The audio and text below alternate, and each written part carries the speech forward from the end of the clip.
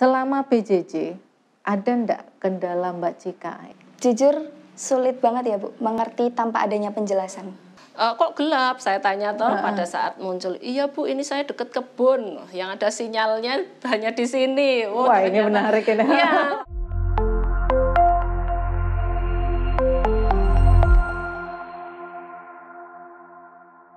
Salam Oase, obrolan santai Elsa.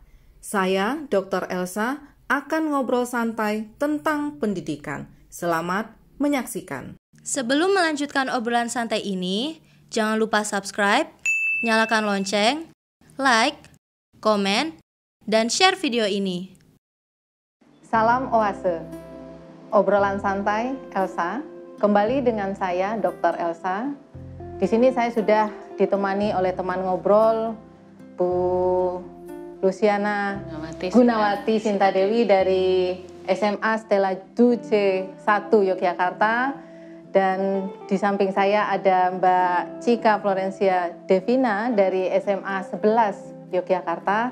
Kita di sini ngobrol santai tentang kondisi pendidikan, tentang kondisi pembelajaran di sekolah yang Ibu ajar, kemudian tempat Mbak Cika belajar, itu bagaimana selama pandemi COVID-19. Nah, saya mulai dari Bu Sinta dulu nih. Iya. Bu Sinta, selama pandemi COVID, kita tahu ya, pembelajaran itu kita laksanakan secara daring, juga ada yang menggunakan luring.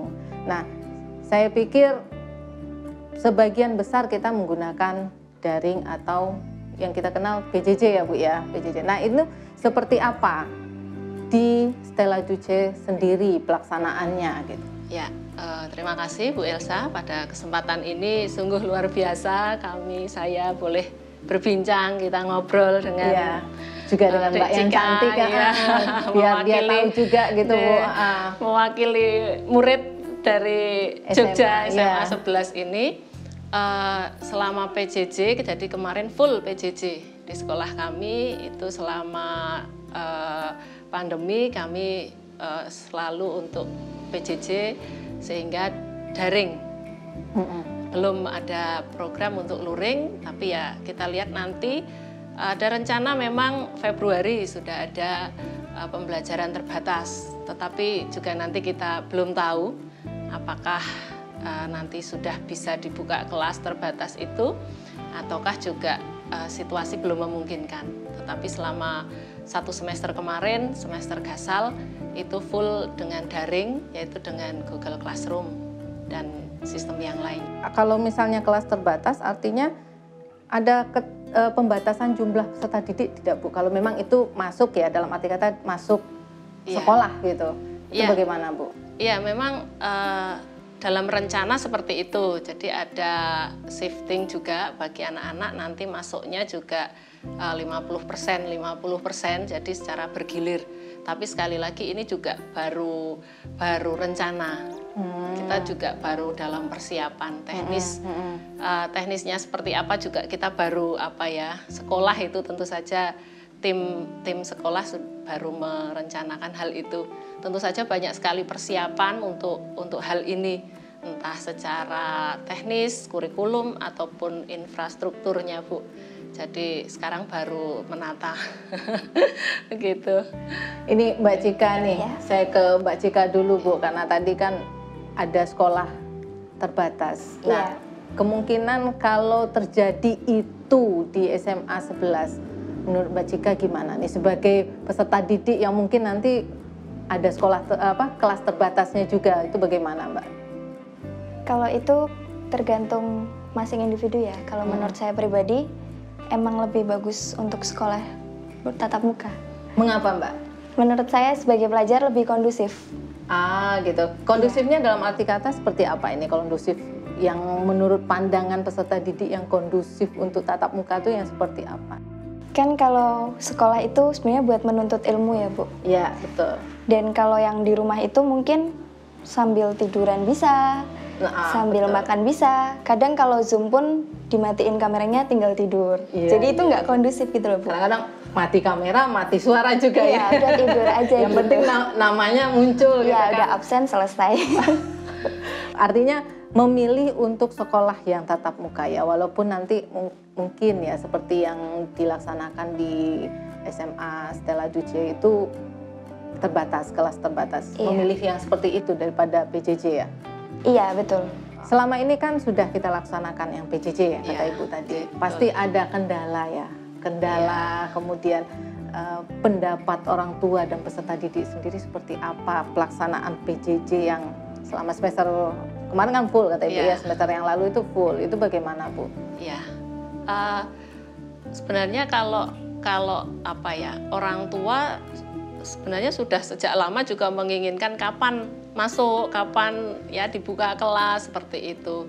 Lalu dari anak-anak sendiri juga, kalau di sekolah kami kendalanya juga yaitu bahwa anak-anak merasa kalau di rumah ya kayak Mbak Cika tadi Tidur itu. ya kurang bahkan mungkin ya artinya saya juga ada anak di rumah juga mewakili orang tua mungkin memberi gambaran bahwa ya sosiokultur anak itu lalu menjadi apa ya bergeser.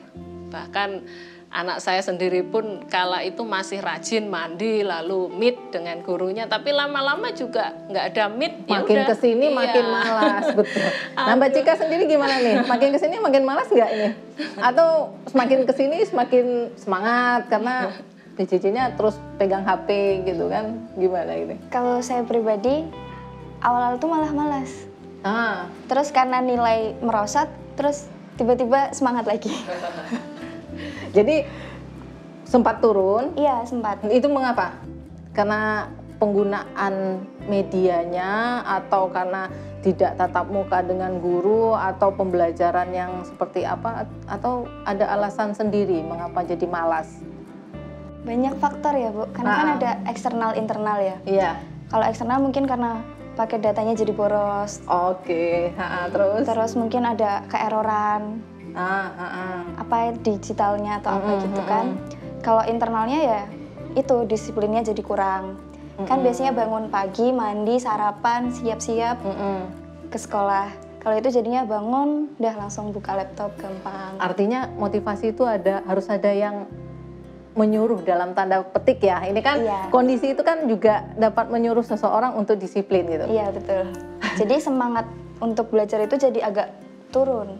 Kalau saya pribadi, ketika harus dilaksanakan semuanya dari rumah, menggunakan media sosial, karena tidak ada yang, ya mungkin kalau sekolah pagi ada yang ribut mungkin ya, Mbak Cika bangun gitu, bisa jadi seperti itu kan, jadi ada yang mendisiplinkan juga seperti itu.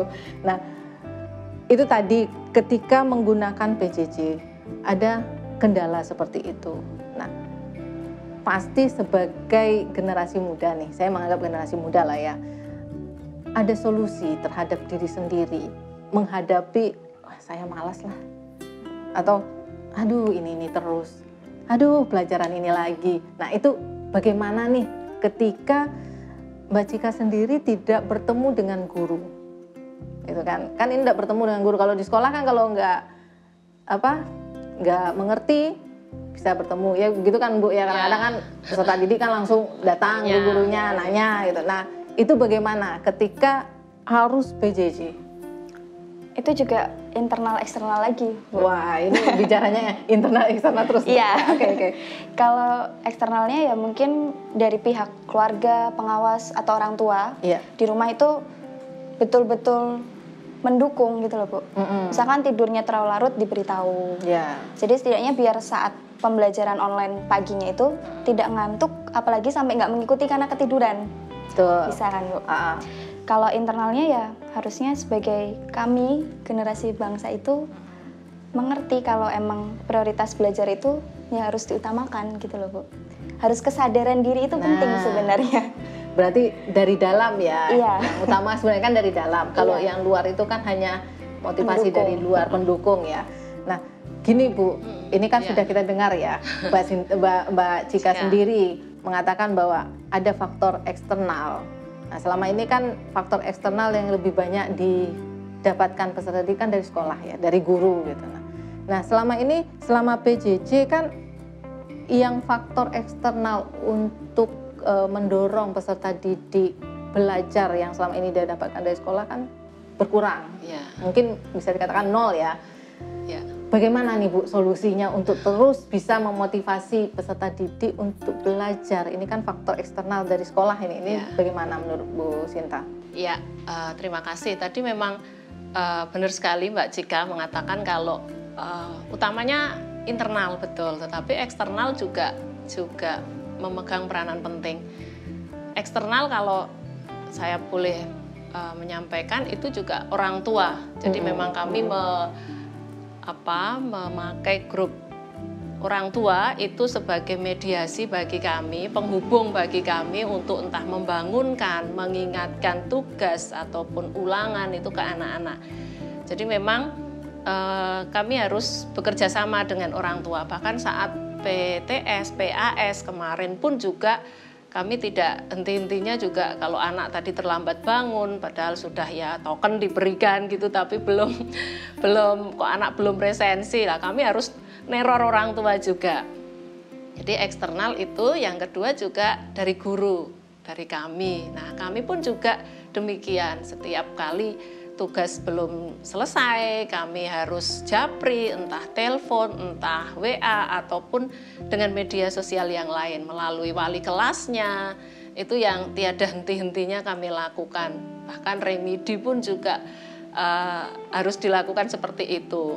Ya, jadi kalau saya pikir karena memang PJJ lalu menggunakan media online begitu, ya kadang kita merasa bahwa kita sudah menyampaikan informasi, menyampaikan materi dengan sedetail mungkin, tetapi ya dengan banyak kendala, entah sinyal ataupun entah karena apa ya istilahnya traffic light, traffic atau apa itu, jadi tugasnya itu serasa anak sudah mengumpulkan lalu dia tenang-tenang begitu. Karena memang sudah beres, tapi ternyata kok belum sampai ke guru. Nah, ini mungkin juga menjadi kendala. Jadi anaknya sudah saya kerjakan Bu, ini sudah dikumpulkan, tapi ternyata belum sampai ke guru. Nah, ini kan juga nggak bisa kita nggak bisa berbuat apa-apa karena memang ya media tadi. Tapi kalau secara tatap muka kan asal catatan ada, kumpulkan langsung selesai.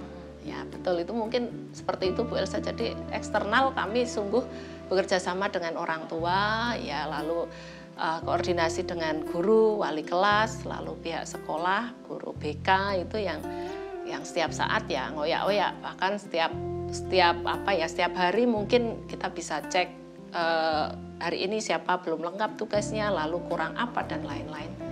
Mungkin seperti itu yang nah tadi kan Ibu sampaikan bahwa Ibu terus memotivasi peserta didik, kemudian bekerja sama dengan orang tua, kemudian ketika ada tugas yang belum, walaupun mungkin mereka sudah, kemudian karena terkendala kondisi, sinyal atau segala macam, nah ada tidak dispensasi dari guru terhadap peserta didik yang mungkin bukan kesalahan dia, tapi kesalahan sistem gitu.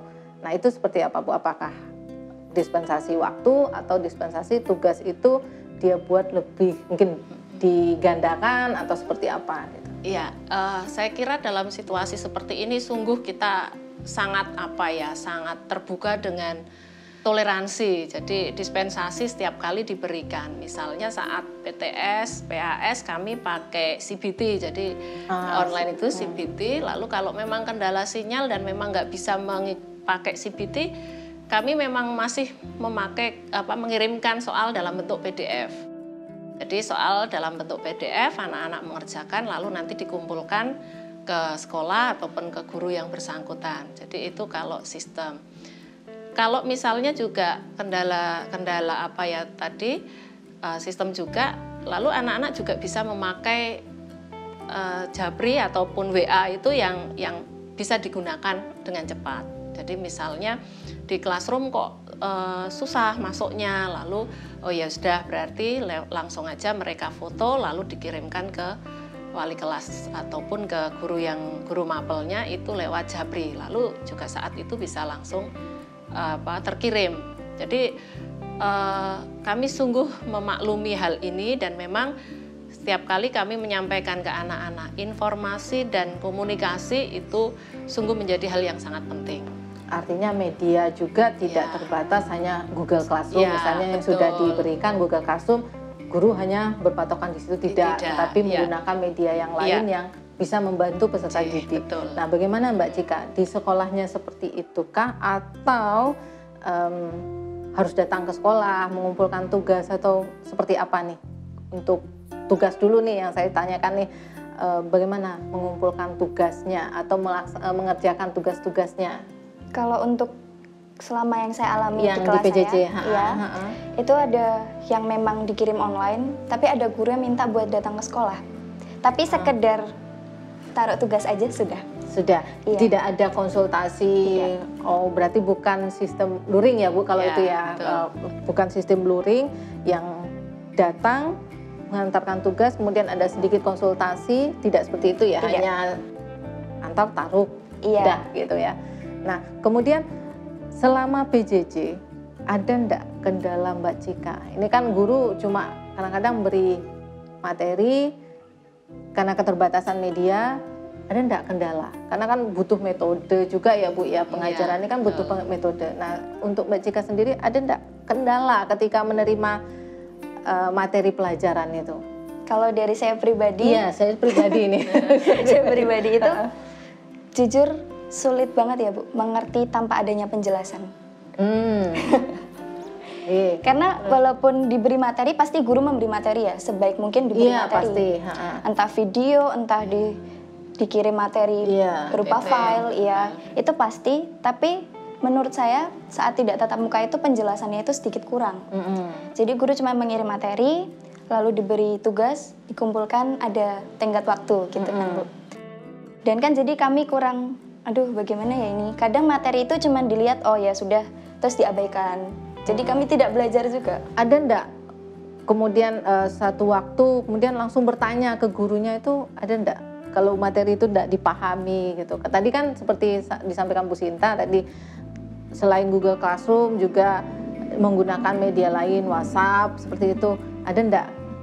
Kadang-kadang menjapri gurunya untuk bertanya tentang materi pelajaran yang tidak dipahami itu ada enggak? Atau terbuka enggak gurunya seperti itu? Kalau guru, semua guru saya rasa terbuka. Karena kan melihat kondisi sekarang ya. Dan harapan guru kan semua dapat ilmu seperti biasa. Cuman tergantung siswanya lagi, mereka memang niat atau enggak. Kalau saya pernah bertanya. Karena tidak paham, akhirnya saya menghubungi guru. Tapi ya dengan bahasa yang sopan dan baik. Pasti. Karena menurut saya kalau kami bingung dan hadir dengan kesopanan, pasti guru juga menerimanya lebih enak. Iya, betul. Ada pengalaman seperti itu ada ya? Ada ya. Dan paham enggak kemudian dengan materi yang disampaikan oleh guru itu yang pada awalnya mungkin, aduh ini apa ya? Ini maksudnya apa ya gitu. Nah, ketika kemudian japri guru, sudah ngobrol dengan guru, paham enggak kemudian? Paham, tapi tetap mungkin tidak maksimal kalau bertatap muka. Oke, terima kasih. Nah, ini kan tadi kan disampaikan Mbak Cika nih Bu, bahwa ternyata dia butuh untuk berkomunikasi dengan gurunya. Nah, ini kan satu metode pembelajaran sebenarnya ya, yang bagi guru kan ini satu metode. Nah, Ibu punya enggak kemudian solusi metode pembelajaran menghadapi kondisi yang seperti yang dihadapi Mbak Cika? Ini kan pasti ini salah satu contoh nih. Nah, pasti hampir semua siswa mengalami hal yang sama dihadapi oleh Mbak Cika. Ini bagaimana menurut Ibu? Ya, betul bahwa memang kita perlu mendekatkan lagi murid dengan guru. Maka selama kemarin pun juga kami mencoba hal ini dengan, ya kalau saya misalnya dengan Meet, memang kami G-Meet itu setiap pagi untuk wali kelas berdoa, lalu ada informasi apapun kami sampaikan pagi dan siang. Jadi pagi itu jam 7 kami ada doa pagi, lalu ada briefing dari guru, lalu menyampaikan informasi itu dari wali kelas tadi, lalu siang kami juga doa penutup, lalu juga menyampaikan hal-hal yang perlu kami sampaikan. Dan guru juga di awal pembelajaran itu juga harus G-Meet dulu. Jadi untuk membuka komunikasi, kemudian juga kami lakukan Jimit ya memang tentu saja tadi dikatakan Mbak Cika boros kuota gitu ya, meskipun dari pemerintah sebenarnya juga sudah ada subsidi begitu, tetapi memang kalau semua guru lalu meet semua, lalu nanti kan juga kasihan anak-anak, lalu kami juga membatasi hal ini, tetapi paling tidak kami harus melakukan Jimit ini. Kemudian juga live streaming gitu ya, kami juga lakukan misalnya lewat YouTube, lalu anak-anak bisa mengikuti, lalu di situ ada komunikasi. Mungkin anak-anak bisa menanyakan saat kami meet ataupun pas live streaming itu apa yang kurang mengerti, kurang paham begitu, lalu mereka sampaikan. Tugas pun juga saya ada tugas kayak materi bank misalnya kemarin ada materi. Karena Ibu ekonomi ya? Ya, ekonomi gitu. Nih Mbak Cika nih dari ekonomi juga ya, IPS ya? Iya. Nah, ini ya misalnya ini, kami memberi tugas itu memang kelompok mereka diskusinya kami nggak tahu memang karena mereka kelola sendiri, tetapi kami pakai video call. Jadi video call anak satu kelompok mereka video call itu yang kebetulan kemarin yang materi permintaan penawaran harga keseimbangan itu ya, di situ ada soal lalu satu-satu mereka mempresentasikan dan teman yang lain itu mendengarkan. Jadi memang kelas 10 apalagi itu kan belum mengenal teman-temannya sama sekali, belum ketemu lalu karena kan udah lewat 1 tahun ini udah PJJ semester baru. Iya, PJJ ini juga lalu sosiokultur dengan pergaulan teman-teman itu menjadi berkurang. Nah, saya coba dengan tetap diskusi kelompok. Lalu di situ ada tolok ukurnya kapan kumpul barengnya, entah dengan mereka sendiri kelompok dengan metode apapun ya.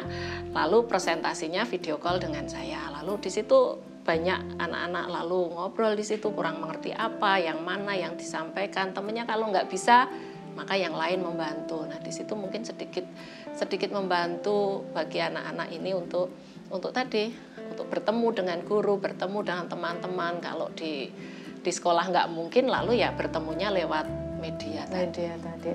Ini kan satu metode baru, mungkin tidak baru lah ya, tapi baru dalam kondisi yang seperti ini gitu kan. Nah, kita sampaikan kepada teman-teman guru yang lain juga bahwa ini bisa loh digunakan diskusi. Nah, tapi yang menjadi pertanyaan kita juga, mungkin juga nanti akan ditanyakan oleh teman-teman guru yang lain, video call kan kota pasti banyak. Nah, ini ada enggak Bu? Mungkin alternatif lain selain video call, mungkin mengarahkan peserta didik ya, walaupun kita kan tetap ya harus menjaga protokol kesehatan, tidak bisa berkumpul lebih dari 5 orang atau sekian. Mungkin tadi dari diskusi kelompok tadi kita menganjurkan peserta didik ini mungkin ya menganjurkan peserta didik untuk berkumpul 3 orang. Ini bisa kita katakan sebagai diskusi kelompok kecil. Nah ini kan menjadi metode untuk menjadi menghadapi kondisi seperti ini gitu kan. Saya berangkat dari pendapat Ibu tadi, ada diskusi, diskusi kelompok. Nah ini kan bisa kita anjurkan juga. Mungkin Mbak Cika juga akan senang gitu kan bertemu dengan temannya. Ayo Mbak, dikerjakan tugas ini dalam kelompok 3 orang. Kalian diskusikan bisa berjarak nih 1 meter dengan tetap dengan prokes gitu kan. Ini menurut Mbak Cika benar nggak apa yang saya sampaikan? Butuh nggak yang seperti ini gitu loh, ruang untuk diskusi tapi dalam kelompok kecil? Sepertinya butuh. Menarik iya. Karena kan kalau pelajaran di rumah itu mungkin awal masih pada semangat ya. Semangat. Semakin kesini monoton, boring, semakin banyak yang telat nugas, ketiduran segala macam. Betul. Mungkin ya harapannya inovasi-inovasi baru buat menghadapi situasi ini. Nah ini kan berangkat dari apa yang sudah dilakukan oleh Bu Sinta tadi. Kita kan bisa melakukan juga. Nah ini kan bisa menjadi masukan bagi teman-teman yang lain, teman-teman guru, teman-teman peserta didik yang lain untuk bisa berkumpul.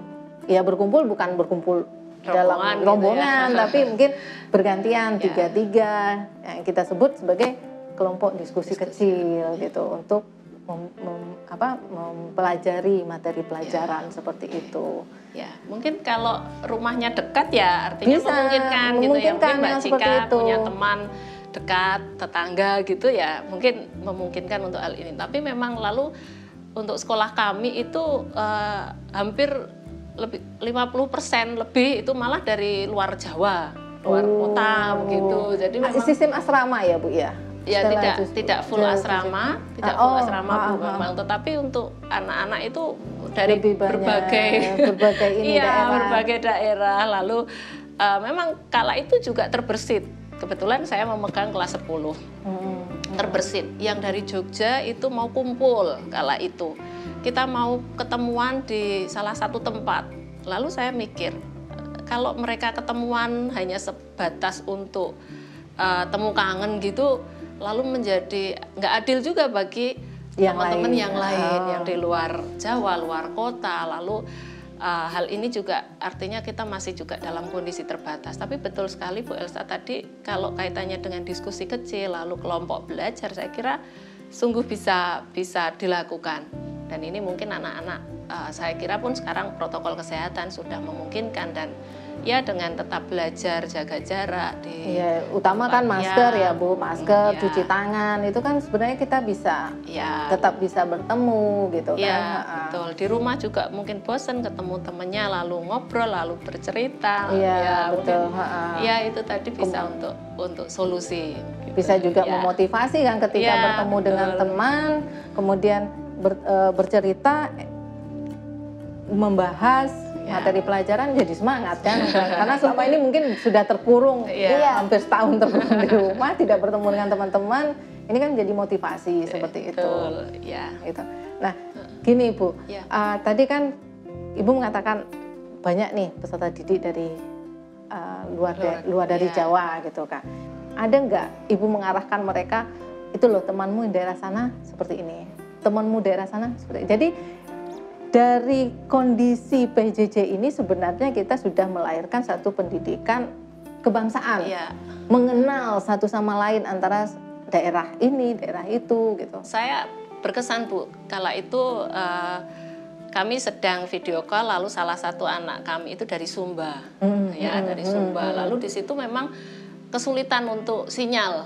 Nah lalu kok gelap, saya tanya pada saat muncul, iya Bu ini saya deket kebun yang ada sinyalnya hanya di sini. Wah ini menarik ini. Lalu dia harus cari tempat, harus puter-puter ini di kebun. Lalu kami kan juga itu kan fungsi permintaan penawaran itu kan ada hitung-hitungan gitu Kemudian tolong ini belum benar, tolong teman-teman yang lain ngajari juga rumusnya apa. Oh ini rumusnya ini.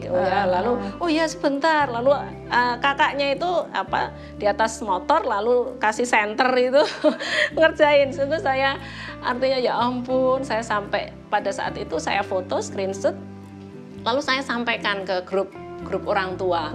Jadi kami terima kasih atas bantuan, bahkan perjuangan anak sampai seperti itu. Ada juga yang malam, kami video call kan nggak mungkin pas pelajaran, nggak cukup waktunya, lalu malam hari. Malam hari itu pun masih ada juga yang masih pakai seragam sekolah. Loh Bu ini kan presentasi, jadi saya pakai seragam sekolah tetepan, padahal itu jam 8 malam. Aduh ya ampun, saya juga itu terharu. Jadi kalau tadi mengatakan faktor internal itu sungguh luar biasa. Jadi di saat PJJ seperti ini pun anak-anak ternyata, saya aja yang pas saat itu malam jam 8, karena saya tanyakan ke anak siapnya jam berapa, jam 8 siap. Saya aja hanya pakai kaos. Saya aja hanya di rumah, lalu saya santai pakai kaos. Saya kala itu nggak terbersit untuk pakai baju dinas memang, karena juga artinya jam malam. Tapi ternyata anak, kamu pakai seragam, iya Bu kan mau presentasi. Waduh saya terharu sekali pas itu. Jadi ada proses yang sungguh dipersiapkan benar-benar. Lalu anak-anak juga kok seperti itu. Kadang kami mempersiapkan materi pembelajaran video, lalu kami harus mempersiapkan apapun kan juga pada saat seperti ini. Tidak terpikir kami untuk menyiapkan metode pembelajaran entah pakai active presenter, entah pakai KineMaster ataupun yang lain, itu juga dengan instan sekali kami belajar, terpaksa harus kami pelajari dan terpaksa harus segera kami kami kuasai, sehingga ya tadi PPT ya tidak hanya file PPT tapi juga yang harus bisa bersuara, harus ada wajah kami. Nah, itu kan juga istilahnya perjuangan lah buat kami yang sesaat. Karena pandemi ini mewajibkan, ya, dalam tanda petik mewajibkan kita paham dengan IT gitu kan. Nah, tadi kan disampaikan Bu Sinta, Mbak Cika, bahwa ada teman-teman di Sumba yang harus naik motor, yang harus ke kebun nih untuk dapat sinyal ya untuk PJJ. Ini memotivasi nggak buat Mbak Cika? Karena kan kita yang di sini ya alhamdulillah ya dalam kondisi yang sinyal baik gitu. Semua fasilitas ya mungkin bisalah terpenuhi. Ini memotivasi nggak? Sangat. Tadi waktu Ibu bicara itu saya sempat merinding. Lah iya kan, sampai temennya harus naik motor, harus ke kebun, di center gitu kan. Hal yang luar biasa ya. Mereka punya motivasi. Nah, ini kan bisa jadi motivasi juga buat kita atau peserta didik atau siswa yang ada di Jogja misalnya atau di daerah lain yang dengan fasilitas internet yang bagus gitu kan.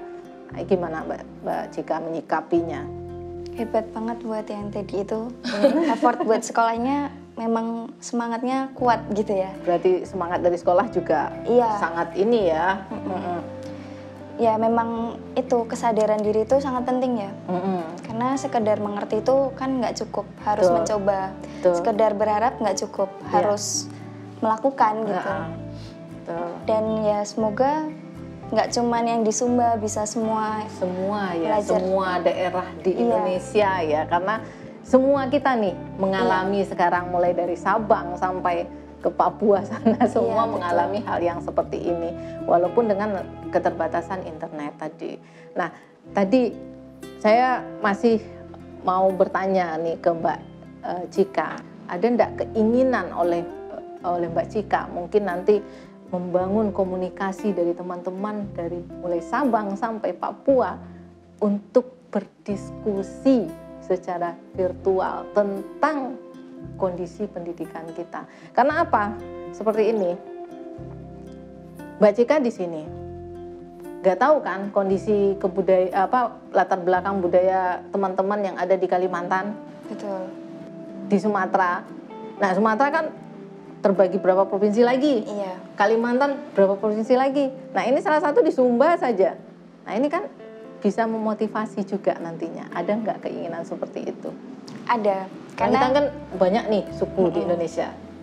Melihat kan kami sama-sama pelajar dengan kondisi yang kami alami sama kan, nggak bisa tatap muka, harus beli paketan terus, dan banyak problem lain yang hampir rasanya itu sama. Jadi ya untuk bertemu, berkumpul, menjalin pertemanan itu ada rasa ingin. Ada. Justru ini kan menjadi berkah ya dalam tanda petik ya, PJJ COVID ini kan jadi berkah bagi PJJ. Karena apa? Kita ternyata bisa berkomunikasi tanpa batas ruang dan waktu sebenarnya kan. Betul. Nah, kita bisa mengenal budaya dari daerah lain, mengenal kondisi dari daerah lain seperti itu. Bagaimana Bu? Kondisi yang seperti ini kan butuh kuota, kemudian mendampingi anak-anak. Ada tidak pertanyaan dari orang tua? Ini gimana sih seharusnya? Ini bagaimana sih? Apa yang perlu kami lakukan nih untuk anak-anak kami supaya belajarnya tetap apa yang diharapkan oleh sekolah gitu, kurikulum dan segala macam. Iya, memang Bu. Orang tua memang artinya setiap saat sudah menanyakan kapan masuk, kapan pembelajaran di sekolah seperti itu. Dan memang kami pun juga tidak bisa memastikan untuk hal ini. Sehingga yang bisa kami lakukan dengan orang tua, lalu kami selalu untuk sungguh kerjasama yang kami harapkan.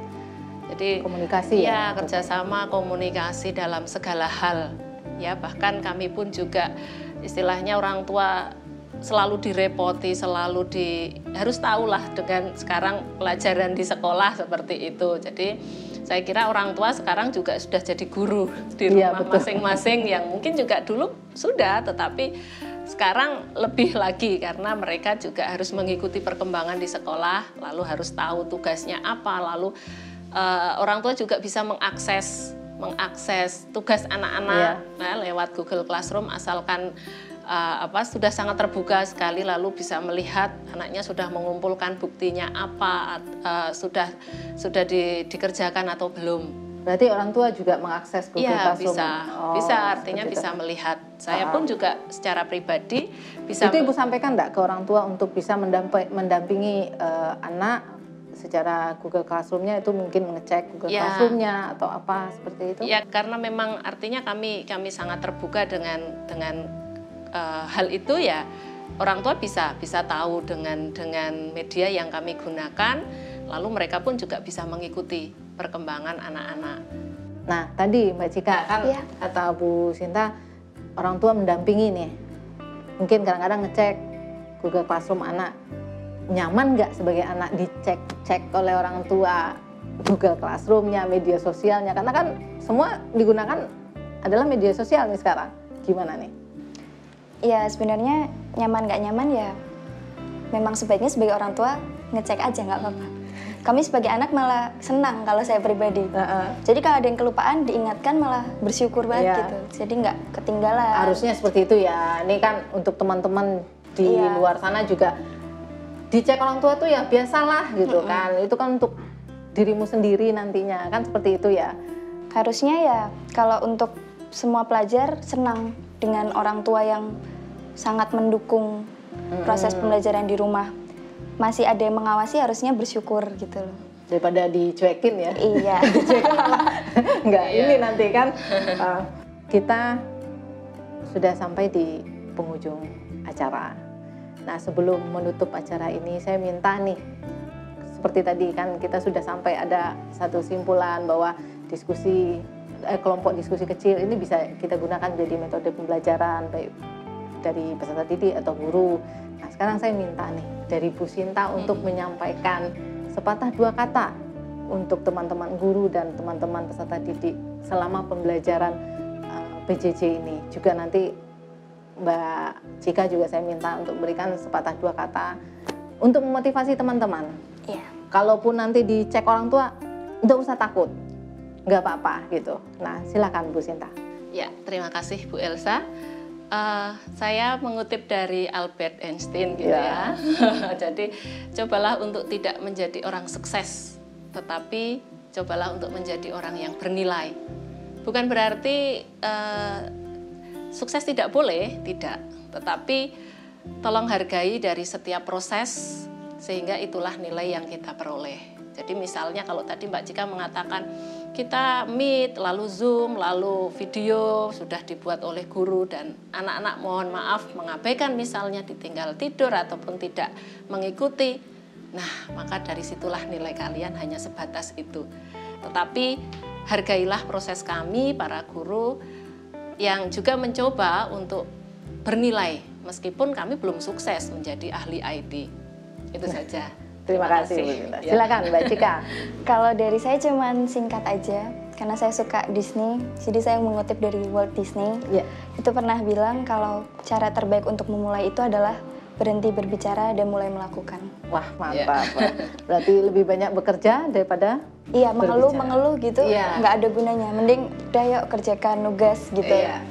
Terima kasih Bu Sinta, terima kasih Mbak Cika. Ini sangat menarik obrolan santai kita kali ini. Terima kasih. Semoga ini dapat memberikan sesuatu yang terbaik bagi teman-teman guru dan peserta didik di luar sana. Iya, terima kasih.